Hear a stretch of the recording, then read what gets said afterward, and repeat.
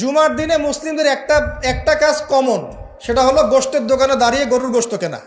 সকাল সকাল দেখবেন জুমার দিনে হাজির কসাইয়ের দোকানে, আজকে জুমার দিন গরু খাইতেই হবে, নাকি ভাই?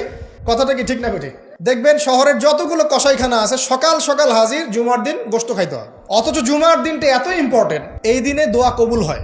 যে কোনো দোয়া আল্লাহর কাছে চাবেন কবুল হবে। এই দিনে সূরা কাহাফ পড়তে হয়। এই দিনে তাড়াতাড়ি মসজিদে আসতে হয়, গোসল করে সুগন্ধি মেখে সুন্দর কাপড় পরে ইমামের কাছাকাছি এসে বসতে হয়।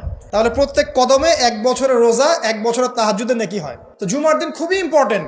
দেখবেন জুমার দিনে কি করে, গরুর গোশত খাবে, খাওয়াই লাগবে। মুরগি খাওয়া তো যাবেই না, সবজি খাওয়া যাবেই না, ঠিক আছে?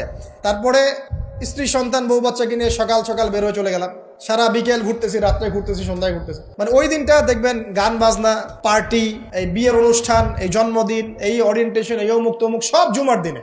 অথচ জুমার দিনটাকে আল্লাহ পাক দিয়েছেন ওয়া শাহিদ, সাক্ষ্যদাতা। মানে জুমার দিন আপনাকে সাক্ষী দিবে আপনি এই দিন কি করেছেন।